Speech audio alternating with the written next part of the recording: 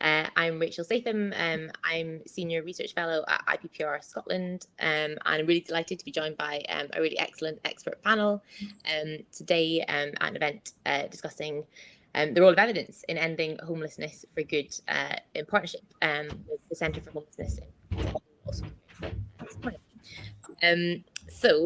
What we know is that in recent years, efforts to tackle homelessness have risen up the political agenda of the Scottish Government in particular. But despite a renewed focus on tackling homelessness in places across the UK and particularly in Scotland, we know that ending homelessness without evidence-informed policy interventions isn't going to happen. And so we want to know what success we can draw on from across Scotland and what work there still is to be done to end homelessness for good.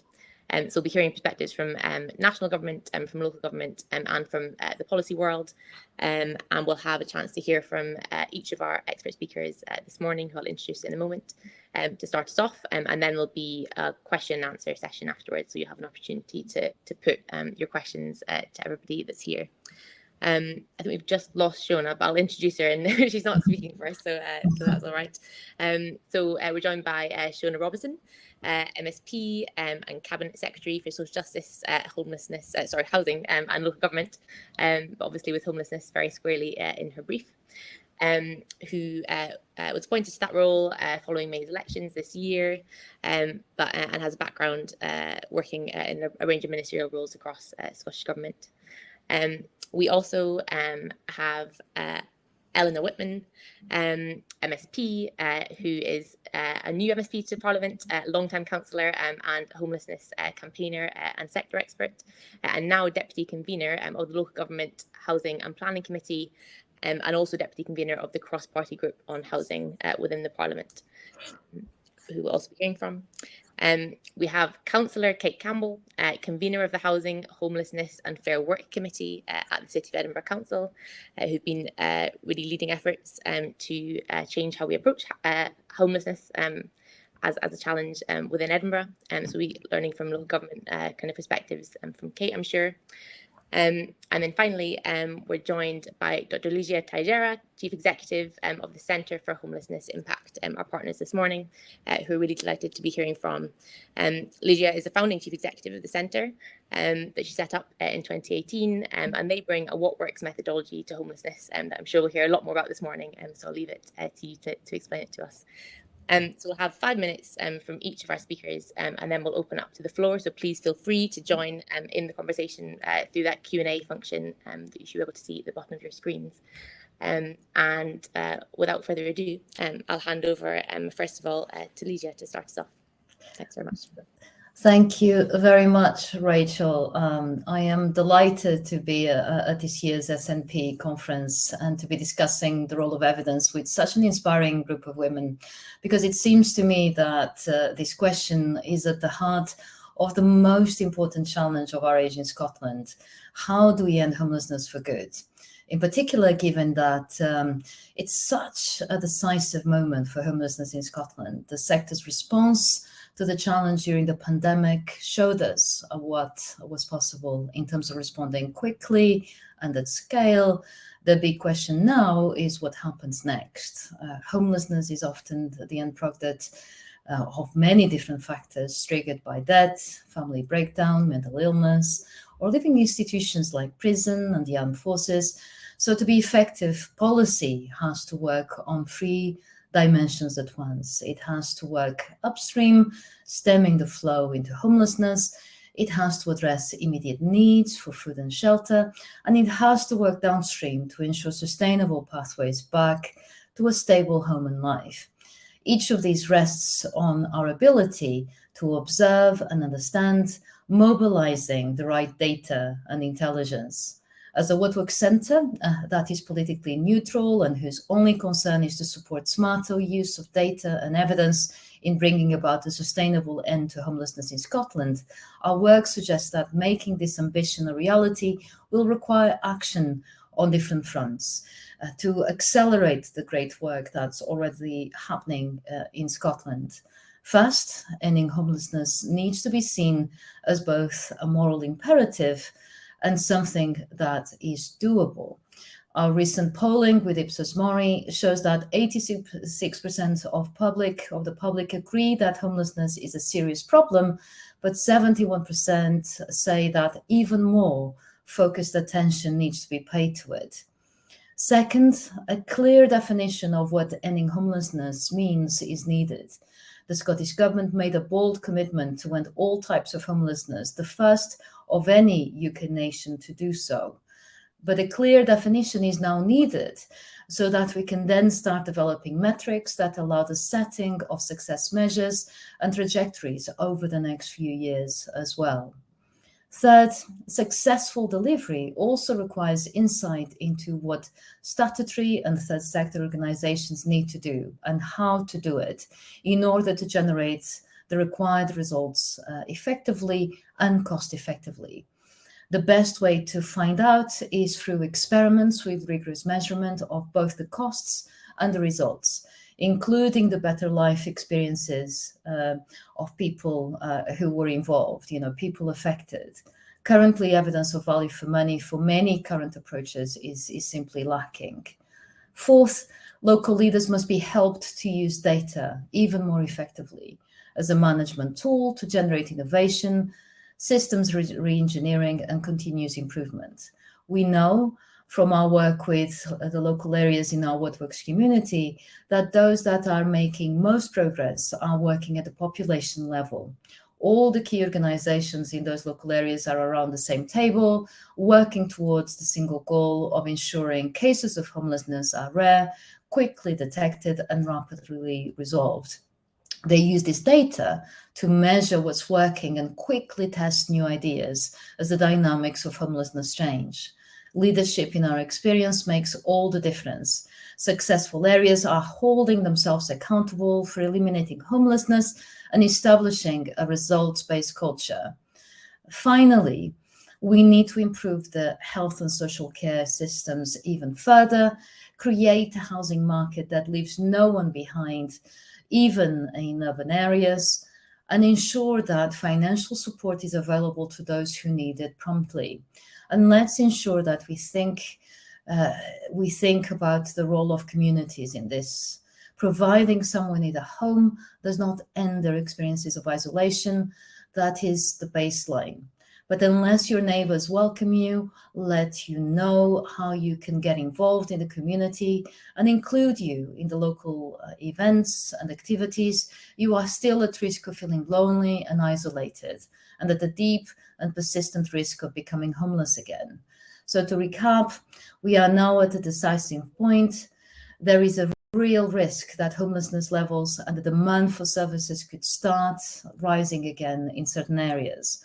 All this makes it all the more important that we use all the tools available, from data and evidence to experiments, to get on top of the problems.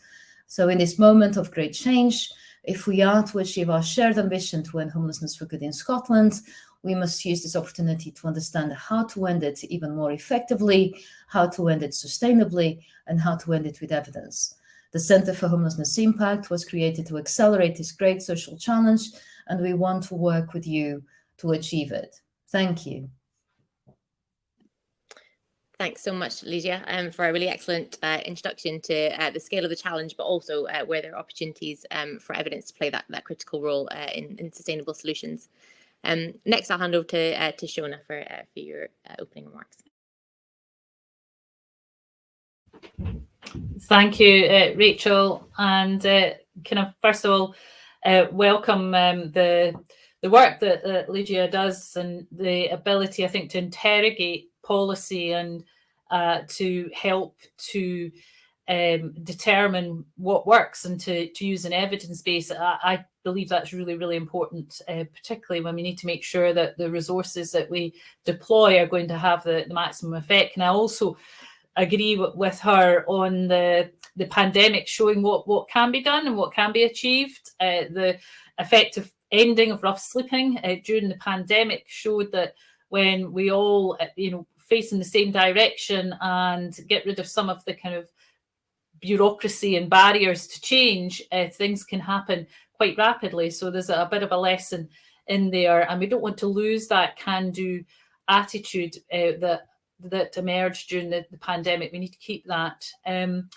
So on the positive, and I think while we still have much to do in Scotland, I think it's fair to say that we have some of the strongest rights in the world for people experiencing homelessness. And as I said, during the last 12 months, there's been remarkable progress towards our goal of ending homelessness and ending all types of homelessness. Our ambitious homeless strategy is backed by quite substantial resources, so £100 million. There's a £50 million Ending Homelessness Together Fund, which was announced back in 2017, and an additional £50 million committed for this current parliamentary term. And I think we've also demonstrated that with the right approach and with the right funding, local authorities and their third sector partners have the means to end rough sleeping in Scotland, and we need to keep that momentum going. And we're working hard with partners to tackle those most acute forms of homelessness. We kept night shelters closed by providing better quality emergency accommodation, and we help people with no recourse to public funds to avoid destitution. So the number of people sleeping rough in the areas where rough sleeping is concentrated in Scotland remains low. And I think there were some figures put out over last week where I think in the streets of Glasgow there were 4 people who remain sleeping rough. And I think that's quite an achievement when you think about the size of the city of Glasgow and how that problem had been far more acute in the past. So good progress, but more needs to be done. Now, our evidence base must be informed by people who use homelessness services. So it has to be qualitative as well as quantitative, so they can have a say on the subjects that affect and concern them. And I've spent a fair bit of time over the last few months trying to meet those who are using homelessness services. Very impressed by the one-stop shop multi-agency approach in Glasgow with the walk-in centre. That is a fantastic approach, really good quality service and an equality environment that I think gives a really important message to people who are homeless and have a multitude of problems, that they are valued. And I think that is important.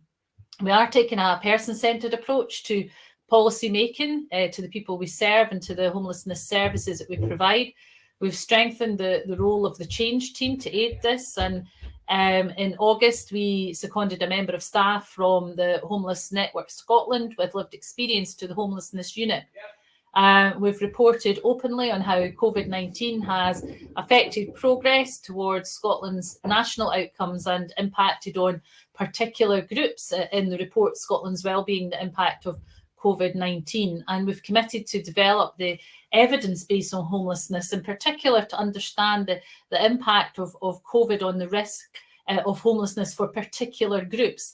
And unequal outcomes between different groups existed before COVID, but the effects of the pandemic have definitely worsened this.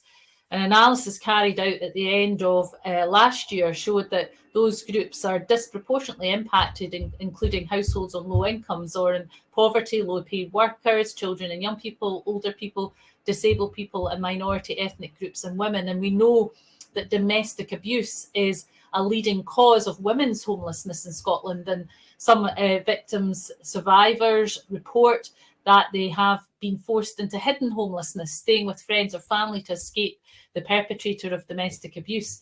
And the evidence also suggests that domestic abuse incidents reported to the police went up during the lockdown period, although referrals to services initially decreased during the early stage of lockdown, suggesting that access to support may have been reduced. So we need to do more in that space. And this evidence is contributing to our understanding of the impact of the pandemic on the risk of homelessness. So using that evidence-based approach. We're in the process of commissioning research to better understand those people who are homeless, imminent risk of homelessness, or who face housing insecurity but don't appear in the official figures.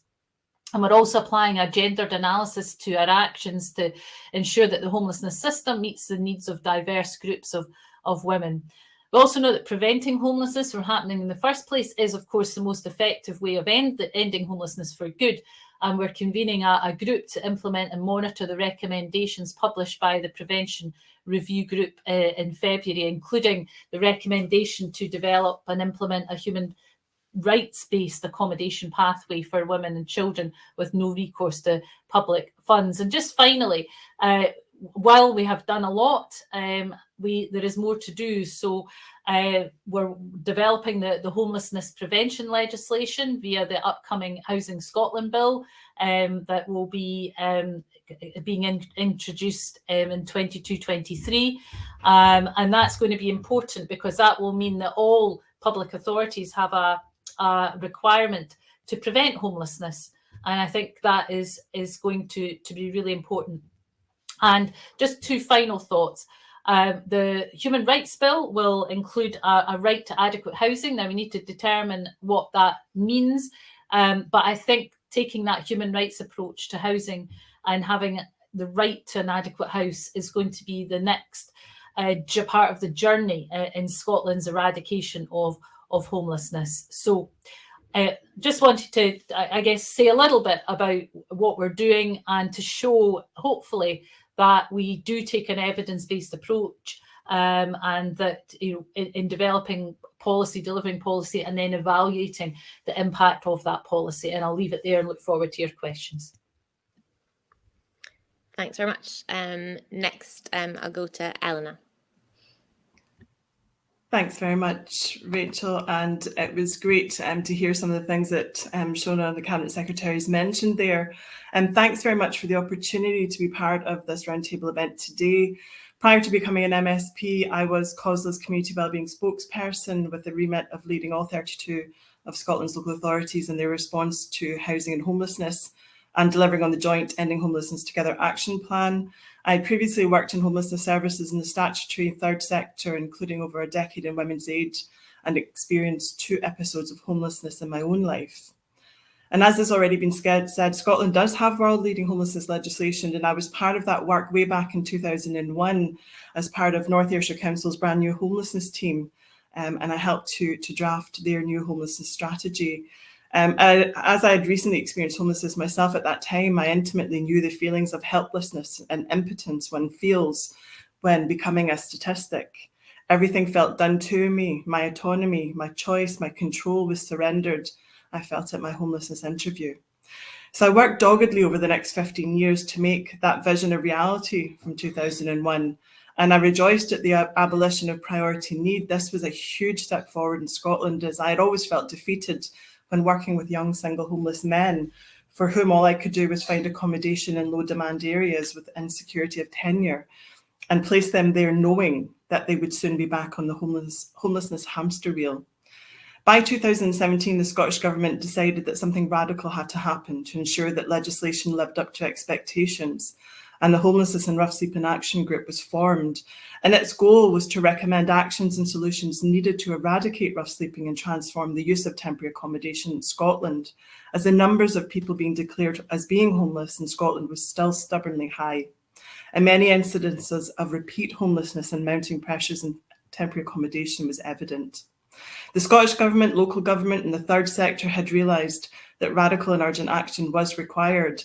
At the heart of these actions, it was recognised that lived and worked experience was vital, as without understanding the issues at play, solutions would not be workable nor achievable, and rapid and permanent change was needed.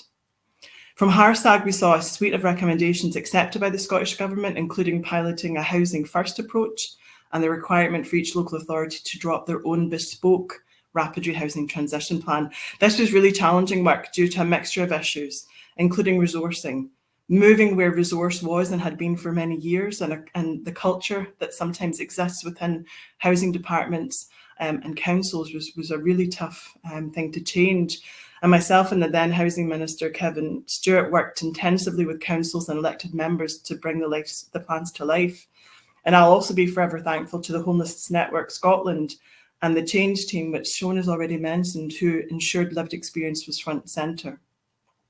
My own council in East Ayrshire and I worked closely with Legia and the Centre for Homelessness Impact to be part of their What Works community, as we sought to use data and evidence to ensure that our rapid rehousing transition plan made the best use of our really inexpensive private rented sector locally.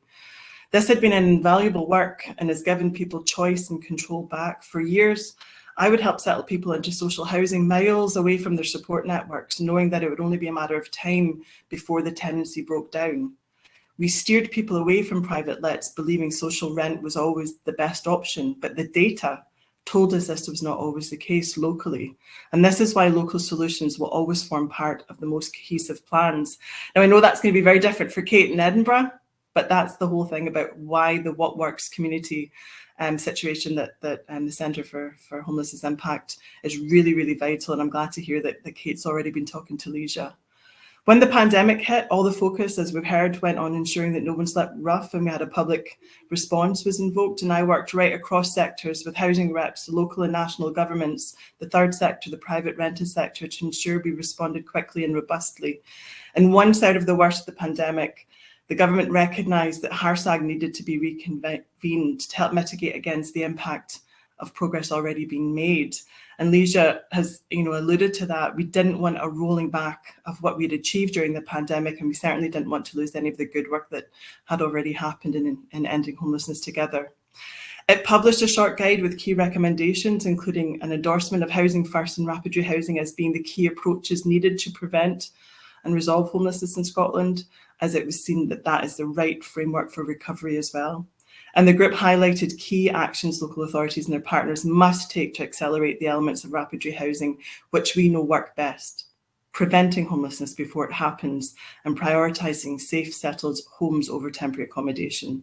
And we know that although we have all experienced the pandemic, as Shona said, its effect and impacts have not been felt the same across the country.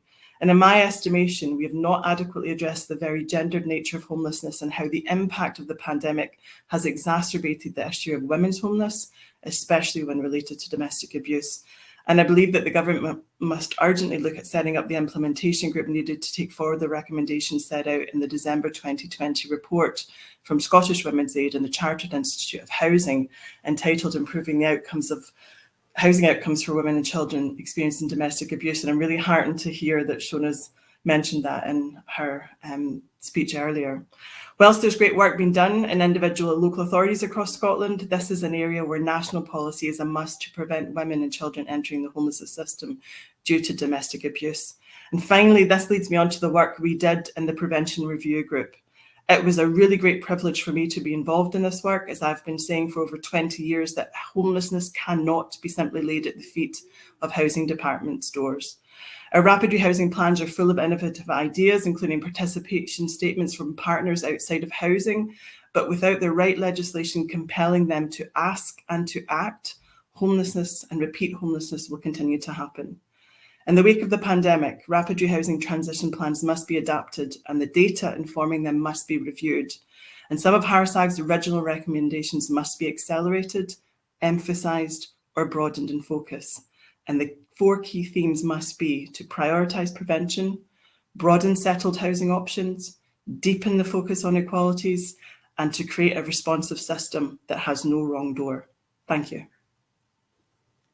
Thank you so much, Alana. So finally, we'll turn to Kate, and then I'd also encourage the audience to start thinking of your questions, because we'll then next open up for questions. Thanks very much. Thank you, Rachel. And it's a real privilege to be here, and really fantastic and really interesting contributions. And I have to say, Elena was a superb COSDA wellbeing spokesperson and someone that really worked hard to make sure that local authorities across Scotland were interacting and part of shaping policy. So I think that's something very important. I wanted to start by saying I think homelessness is different for everyone. Everyone has a different experience. They have different needs when they are experiencing homelessness, different support needs. People have become homeless for different reasons, and the resolution, how to resolve people's homelessness, is different in almost every case. And I think we have to be really clear that we're not looking for one solution. We're not looking for a silver bullet. There's lots and lots of things we have to do. And I wanted to pick up on the rapid rehousing transition plans as well, because they've been really helpful for us, I think, in local authorities. And there's kind of 4 pillars, which is improving temporary accommodation, housing people more quickly into settled accommodation, ending rough sleeping, and preventing homelessness, which seems kind of quite straightforward in lots of ways.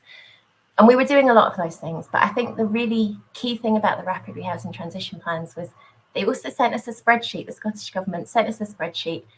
And it just seems like the most simple thing in the world, but we, I guess, hadn't thought of it. It was a spreadsheet that said how many people are presenting as homeless each year, and how many people are you able to resolve their homelessness, and how many people are left.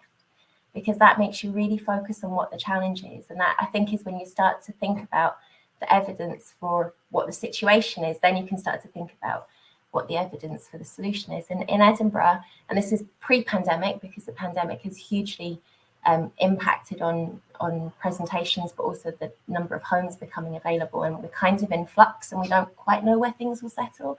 But before the pandemic, we had a fairly steady picture, and what that looked like in Edinburgh was 3,300 people every year presenting as homeless, and we were able to house around 1,800 people every year. So that left a gap of 1,500 people every year that we were not able to house. And that's the starting point for us of thinking, what can we do to resolve this situation? Now, obviously, part of that is about housing supply. You can't get away from it. In Edinburgh, the challenge is particularly acute. Right to Buy, the council lost 40,000 council homes, leaving us with 20,000 council homes. So we have about 14% social housing. The Scottish average is 23%. But in cities, it tends to be higher. It tends to be nearer kind of 30%. So that means that 10 to 15% of people who in another local authority area would be in social housing in Edinburgh, largely in the private rented sector. And that's the most expensive private rented sector in Scotland. So that's a really challenging place to start from. But it's not just about social housing. It's also about homes that people can afford. And that's why, you know, we've worked hand in hand with the Scottish Government in terms of delivering the legislation on short-term lets. We think there's about 10,000 homes being used as Airbnb type properties that we'd like to see come back into use as homes. We are putting forward planning proposals that 35% of new build homes would be, currently we have 25% of new build homes are affordable. We want to see that in Edinburgh rise to 35%. That's our proposal we're putting forward. And obviously the Scottish Government have said they're taking forward rent controls. Edinburgh will be front in the queue for that, wanting to be the first local authority. Will want to work with the Scottish Government, as we have done with short-term lets, to think about how you implement that policy and what the legislation needs to look like. And we definitely want to deliver that. And housing supply is absolutely fundamental to achieving the aims of the Rapid Rehousing Transition Plan, but it's not the only bit. There's other factors in this. So one of the key things that we need to do is think about how we prevent homelessness. And I was thinking in the sort of run up to this, what are we already doing? How are we already using evidence? And then how can we kind of take that to the next step, following on from the conversation and the work that we want to do with Leisure and the Centre for Homelessness Impact. And we do already use evidence, we do use data. So one of the things that we knew before the pandemic was largely we were seeing homelessness presentations coming down for most reasons in Edinburgh. So for things like domestic ejection or relationship breakdown, the numbers were coming down, but they were going up in the private rented sector. And so we recognised that was an area that we could try and have impact. Now, obviously, we've got very high rents in the private rented sector, but if we're having people present, what are the things that we could do to try and help them? So we put together a private rented sector team, that we call them. And we thought, they'll maybe help about 140 people. That's what we put in a rapid rehousing transition plan, to work with landlords to prevent them becoming homeless in the first place, to make sure people knew their rights. If that wasn't possible, to look at, is it possible to find another private rented sector home, or is it mid-market that would be suitable? We've got Crisis Deliver rent deposit scheme for us that we contract them to do. Access to that, will that help? What we found is we actually referred 324 people to that team, and they prevented 225 people from becoming homeless. And we also referred 99 people who'd already been assessed as homeless to that team, and they were able to help them resolve their homelessness. So we thought we were being optimistic and saying we'll try and resolve 140 cases. It ended up being over 300. And so if you go back to the start of, we've got a gap of 1,500 people, the question is, do you just multiply that team by 5? And I suspect the answer is no, because we also had 100 people that we weren't able to support in that way. It wasn't the right route for them. But I think some of the work that we want to look at with Leisure is how we really get into the detail of that. Who is it helping? How can we target those interventions? How can we target the referrals so that we're getting the people that it can help the most? So I think for me, that's been a thought this week of how we can move that team onto the next step, just from having a conversation and starting to think about how we look at the evidence and how we use it. And there's a few other ways that we've made evidence-based policy. So we've got a multi-agency team that's across social work, housing, homelessness, working with schools, where we're looking to identify people at risk of council tenants at risk of homelessness very early on and put in that support. And that came from our head of homeless services going to Newcastle and seeing the effective work they were doing and learning from there. We are starting to use something called family group decision making, which is where you bring people together around the individual affected, the people that are close to them and their family, and you work together to find solutions. That's been really successful in a social work setting. We want to see how that can work in homelessness as well. We're already recruiting our prevention officer because we know the prevention duty is coming, so we're getting someone in place now to start to prepare for that.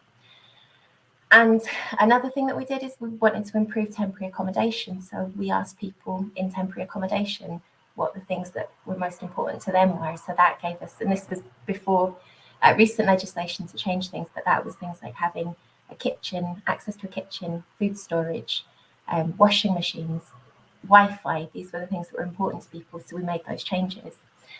But I think one of the areas that is really, really challenging is around rough sleeping, because that's where people are particularly traumatized, exceptionally vulnerable, and it can be really, really difficult to engage with people. And I think we have to be really careful about the language we use around this, because we can end up saying people aren't engaging with us. But you have to take the approach, if we're not able to get people to engage, what is it that we're doing that we could be doing differently, or what is it that we're not doing, or making it our responsibility? And I wanted to talk about one particular instance, because I think we sort of mentioned about how the pandemic had transformed rough sleeping.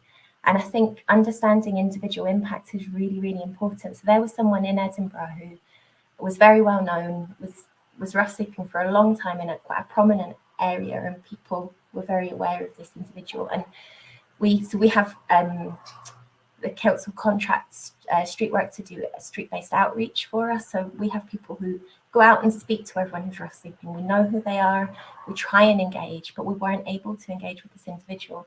And we've been talking about that person even in our homelessness task force meetings, about as an example of someone that we were failing and we didn't know what we could do. And we were thinking, is it about maybe building a shelter around that person to try and build up that trust, not as a solution, but as a kind of gap to, bridging the gap between trying to build the trust of that person.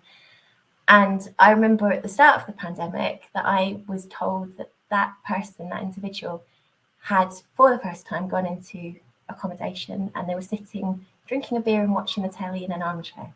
That's someone who'd been out for years and years and years on the streets that we weren't able to support. And what did we do in that situation? We provided a hotel room. I mean, obviously there's factors around that. It was the pandemic, people were concerned, but we provided accommodation for someone in a hotel room where they felt safe and supported. And it really kind of comes down to being that simple. And obviously we've taken that learning. We now have hotels that we're using instead of what had been the care shelters. They've been hugely successful, partners coming together to put support in. But it's absolutely crucial that these things that have worked so well during the pandemic, that we hold on to them. And I think just sort of going back to the work that we want to do with leisure is so important for us, because the financial context for us, and we are more than a decade into Tory austerity. The Scottish Government have protected councils in a way that they haven't been protected in England, but we are still under pressure with budgets, and we're still, in terms of homelessness, to give you an idea of our budget, before the pandemic we had a budget of around £30 million in Edinburgh for homelessness. It's now at 42, and this year we're forecasting a £2.2 million overspend on that £42 million budget, and around £30 million of that is on temporary accommodation. And so I have to go, me and officers in the homelessness team or other politicians, if we have an idea of something that we think will work, we have to go and say to the rest of the council, political colleagues, officers, we know we're going to overspend £2.2 million this year, but can we please have £250,000 to do this initiative that we think is going to be really brilliant?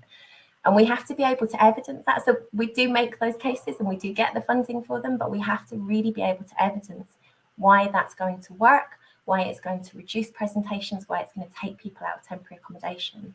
And so working with Leisure is really exciting. And I think it's important for local authorities across Scotland to be able to do this, to evidence what works, and then be able to make the case to do it. Because to make that switch between funding the crisis and funding the early intervention and prevention, we really, really need the case to do it. So I think it's a very exciting point in homelessness and a very good kind of progress that we're making just now. So thank you. Thanks so much, Kate. And thanks everyone for a really fantastic set of contributions to start us off. Everything from multi-agency teams and learning from further afield, to deepening our understanding of inequalities, how they shape people's experience of homelessness, to what good engagement looks like, and to the kind of the question of what the solutions look like, what housing settlements look like, and how we can make them work for more people. I wanted to abuse my position as chair to start a first question while people are scribbling questions in the chat. Coming back to your points, Shona, around the massive progress that's been made on our legislative framework to prevent homelessness in Scotland. And I wanted to ask the thoughts of the panel on what needs to happen to ensure that this really progressive legislation lives up to its expectations. So what work is there to do now that that legislative framework is at least coming into being? And I thought I'd start with you, Ligia, to start us off, and then I'll come to some others, and then take some questions from the chat as well. Thank you, Rachel. So this is something we think a lot about. We are so lucky in Scotland to have such progressive legislation. And what else can be done to really ensure that, I suppose, we make the most of it? And one of the gaps we've identified is around implementation. One thing is introducing a fantastic legislation that's evidence-based, and another thing is looking and hoping for the results in practice. There's something missing at the moment in the middle around investing in really thorough implementation. I think sometimes we think that if only we have the right legislation in place, it will turn into results, but it's so difficult to really do so. So we need to be even more methodical about actually investing in implementation science. It's very difficult to take the letter of the law and actually put it in practice because it can be interpreted in so many different ways. So local areas really need a lot of support to actually be able to implement that well, and then track progress over time as well. So that is definitely something that we spotted, I guess, early on, and it seems to be the case, in other parts of the UK as well. Excellent. I thought I'd also bring you in, Shona, to give you a chance to respond to that too. And I'll take some questions from the chat. Thank you. Well, I guess policy and legislation is only ever as good as the implementation of it. And that's where we've got to make sure that there is consistent implementation. But I guess what we've heard from the speakers today is that there needs to be an element of flexibility in how something is implemented. What works for Edinburgh might not work for Shetland, for example, in terms of the different teams that are available. That some of our smaller authorities don't have the ability to have the structures that some of the larger authorities do, just by their size. So So I think there has to be some level of flexibility. I think a focus on outcomes is really important here. What are the outcomes that were anticipated from any policy intervention or piece of legislation, and to monitor those outcomes to make sure that they're still delivering. We've got a comprehensive commitment to comprehensively audit all of the housing and homelessness legislation to make sure that it's working to look at what the gaps are, and also to inform the right to an adequate house as part of the human rights legislation. So we're not resting on our laurels. And I think the Housing First is, I guess, a good example of something that has worked, has proven itself. Implementation has been pretty good across the board. We just need to make sure that going forward, that the impetus and momentum behind Housing First and the rapid rehousing plans is kept, because that has been its success, really, because of the focus and commitment. So I think we've got to do that in partnership with not just local government, but with third sector partners as well, and not rest on our laurels, and always be, I guess, importantly, checking in with those who are using the services to make sure that what we think is working is actually working and delivering the outcomes for people. And sometimes, you get quite a different response from people who are in the receipt of services that will tell you, quite bluntly, where things are not working as they should, where doors are closed for them that shouldn't be. So I'm quite mindful of that. Excellent. Thanks very much. I think I'll take 3 questions from the chat, but do keep them coming, and I'll give you a chance to respond to them. So we have a question from David asking about what lessons there are to learn from Finland's approach to ending homelessness and getting to zero homelessness. And then James was asking the kind of getting to the nuts and bolts, if we have enough money in place, if we've got the resourcing in place to deliver the support that we need to deliver the Housing First strategy that's in place. And then finally, we have a question about legal and administrative barriers that I think a particular person in Aberdeen was facing, and I wondered if we might have some examples, particularly from the local level, of how how kind of good practice has overcome some of those. So I'd come first to Elena on that set, and you can kind of take what you like from them, and then I'll come next to you, Kate. Thanks, Rachel. Really good questions in the chat. Now, I think if we look at Finland, they've came a huge way in terms of scaling up Housing First, and they still haven't eradicated homelessness completely. They're hoping to do that in the next couple of years, but they've certainly reduced it down to levels that are not seen anywhere else. And I think a big part of what they've done is the work that Kate's actually talking about, is that kind of looking at the envelope of funding that we've got and how we use it. And if we think of actually moving resource upstream, so that, prevention work, looking at how can we actually make a change that's going to save money in the long run. And those are things that it's really difficult to get buy-in all the time. It's really difficult to take political opponents with you. It's really difficult to take officers with you sometimes.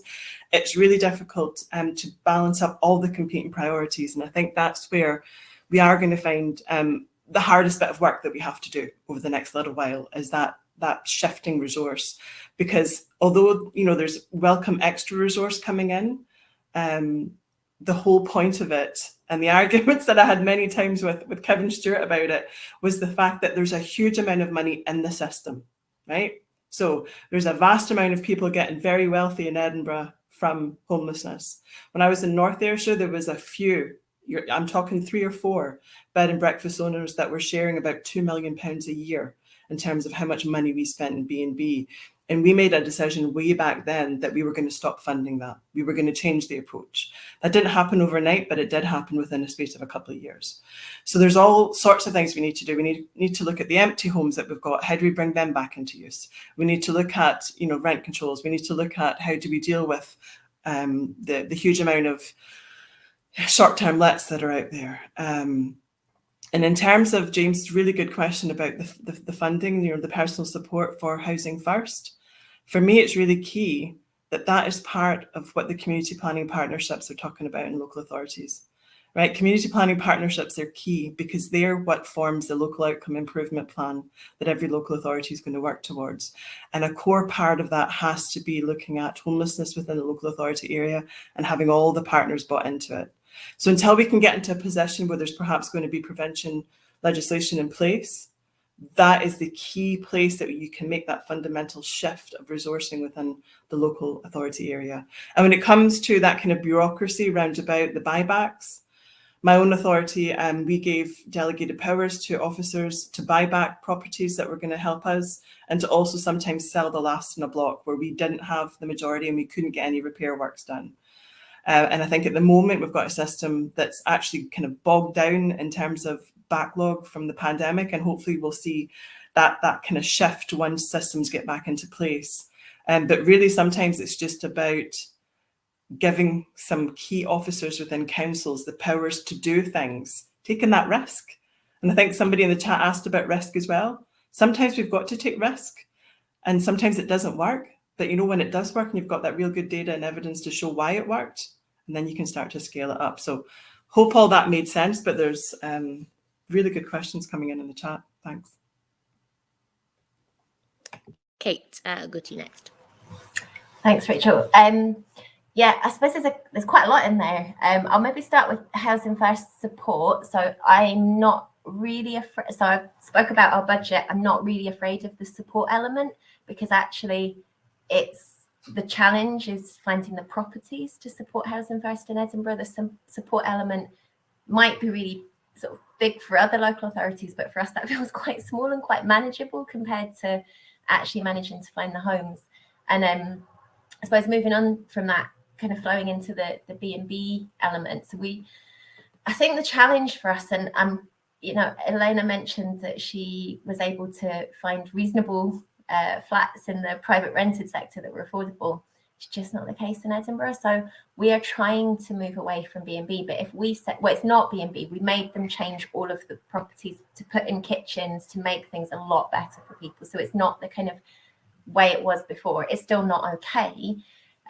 But the problem for us is that we have gone out, we've done recently a flexible purchasing framework, so through procurement, to allow us to take on any and all suitable accommodation that becomes available. We are going out to the market constantly to try and find what would be suitable, basically self-contained flats, although sometimes that might also be things like supported accommodation, because different people have different needs. But on the whole, suitable is supported flats. So if we refuse to stop using the accommodation that we have at the moment that's not suitable, we literally wouldn't have places for people to sleep.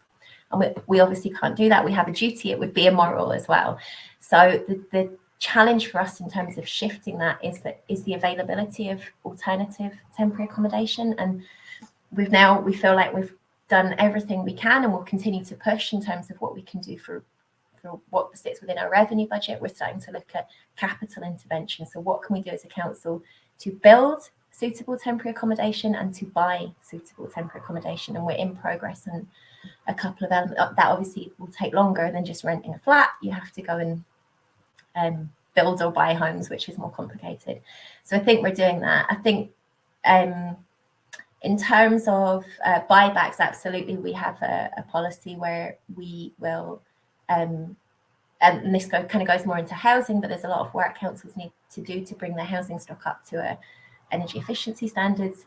For flats and tenements, for example, blocks, we really need to have majority ownership to be able to make those investments. So for a long time, we have been buying back properties where we're able to get majority ownership, and that's something we're still doing. And I think in terms of risk, I think that's such an interesting question, because when I first, so I'm a relatively newbie councillor. I'm almost one term in. And when I first started in the council, I think there was a lot of risk aversion from officers, particularly. So one of the things that we're now using as a form of temporary accommodation is we're buying or renting a home and allowing unrelated adults to share that home. So that for people is better than B&B. And you know, there's lots of ways that we can make that work well for people. I've had really brilliant stories of how good that's been for people. I was asking officers to do that for probably about 2.5 years before one of the less senior officers who really liked the idea, who worked in commissioning, just wrote a brief about it and sent it to me and copied in his boss. And his boss was quite annoyed, but that kind of forced the issue. And then they took the risk because the briefing and the spec for procurement was there. And we went out and we did it, and it's been hugely successful. And I think now, because of the huge pressure that we're under in Edinburgh, and maybe it's the shame it takes to get to this point, but I think because we're under so much pressure, people are more willing to look at what are the solutions, and we have to try them. And then I think it's about that conversation with Ligia about how we evidence how beneficial those policies are, and then whether we decide to carry on using them. But I think there's very good grounds to take risks now. Thanks very much, Kate. And I'll quickly give you, Ligia, and then Shona a chance to come in any of those set of questions, including the one that was picked up from the chat on kind of political risk and kind of what the risk appetite for experimenting with new approaches looks like. I imagine Shona from a different perspective to Ligia in terms of what that means for understanding what might work in the future. So I'll go to you now, Ligia. I certainly think that the appetite is there. I think it's always so encouraging to see the number of leaders who are just so thirsty for new ideas. I think there's a greater awareness that if we could just keep doing the same things with the same people, nothing will change. And there's so many of the right building blocks already in place, so much fantastic work already done. So I think some of the things that Kate hinted at already around how can we become even more granular with the types of work that need doing. So for instance, we know that around prevention, if you look at the evidence from across the globe, in Scotland, we're already doing most of the things that are considered to be effective. What we don't know much about is the relative effectiveness of those interventions. So that what Eleanor is talking about around, well, let's shift resources towards this more than that, can actually be done properly. So that's the next phase of work that needs doing, is that level of granularity that we need to get even better at. And in terms of the, the destigmatization, I guess, of the complete issue, I think, Scotland is way ahead, not just other areas, in UK, but internationally as well. There's very few meetings where you don't have people with experiences, at the heart of those discussions. There's, an acceptance by default that people with experiences of homelessness need to be front and center of all these discussions, including the things that we need to prioritize, not just in terms of practice, but our understanding of what works as well. So I think all of those things bode really well in terms of the future, and we just need to continue to focus on the right problems. So certainly in Scotland, the use of temporary accommodation for us seems to be a critical one, because it's been at the same level for so long. It's high for the right reasons, because people have the rights to a home. But how can we help local areas to ensure that people access longer term housing straight away? Not just because it's the right thing to do. We know from the evidence that people put root really quickly, so the use of TA is always problematic, but it's a very difficult one to solve. So we really need to throw in a lot more implementation science, I guess, at this issue of how do we make the temporary accommodation work, across Scotland. Fantastic, thank you. I'll go to Shona, and then I'll give everybody just a chance to make a kind of final comment as we wrap up. So that's just so you've got a chance to think about what you might want to say. Thanks very much. Thanks, Rachel. I mean, I think without repeating what others have said, I think we do need to take risks sometimes to try new things. So I guess although Housing First had been tried elsewhere internationally, rolling it out here, there was no guarantees of that working, but and there were risks, I guess, associated with moving away from the traditional hostels and night shelters. However, what a success it's been, with the high levels of sustained tenancies from people who are on that revolving door of failed tenancy after failed tenancy, because it absolutely gets to the root of what those other needs that the person has, whether it's addictions or mental health supports. And we always have known it's not just about bricks and mortar and giving someone a front door key. It's about much more than that for many people who need that level of support. I think, Kate, you're to be commended for the work around shared accommodation. Interestingly, I was at an event in Aviemore, and they're looking at appropriate shared accommodation for young transient people who are the backbone of their workforce in rural areas in the hospitality sector. And we have to think about, and as long as it's good quality, and there are where there are appropriate safeguards, I think for many people that could be a solution for the kind of short to medium term anyway, while the longer term supply issues are resolved. And I'm very well aware of Edinburgh's particular challenges, and we want to try to make sure that the expansion of social housing, that we keep the pace going with that. Obviously, we know there are some challenges just now with costs, but without a doubt, we need to increase that affordable housing supply route alongside addressing short-term lets, bringing empty homes back into use, addressing affordability through appropriate rent controls, and so on. There's not one single magic bullet here. It's about having that range of solutions, but the overarching aim is to make sure that everybody has access to a quality, affordable home. That's the goal, and all of these routes are part of the jigsaw, I guess, of getting to that. And we will have to take risks along the way, absolutely. And you don't. What's that saying? You don't make an omelette without breaking eggs. And sometimes challenging orthodoxies and ways of doing things is absolutely what needs to be done. So I'm with you on that. Thanks so much, Shona. An excellent summary. I'll give a very quick final word to Eleanor, then Kate, then Lydia, and then we'll close. So over to you, Eleanor. Thanks, Rachel. So I do agree with having to break some eggs, and perhaps one of the eggs that needs to be broken and kind of brought into line with everything we're trying to do is how does the housing regulator play their role here? So if we think about East Ayrshire, we did a huge amount of preventative work, and then we were accused of gatekeeping. Right, so you're doing that really good work, and then the housing regulator's telling you can't do it.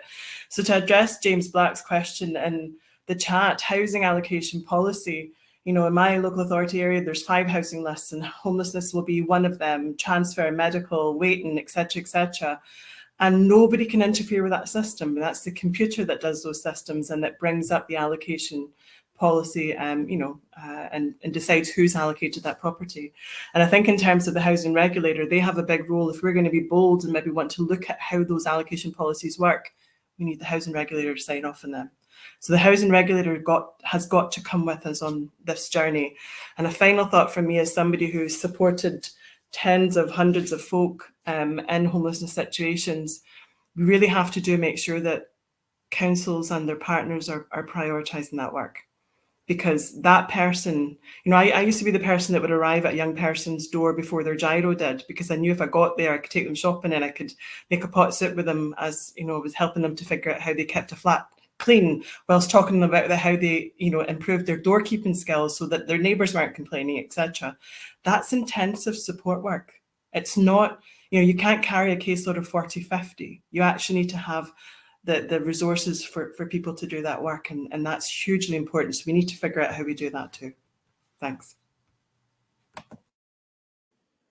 Thanks, Kate, quickly, and then Lydia, and then we'll close. I'll be very quick. I mean, there's so many things. It's quite daunting to try and think about how you can distill it down to one or two things, and I think that's the theme that's come through, is that it's not. It's so many things.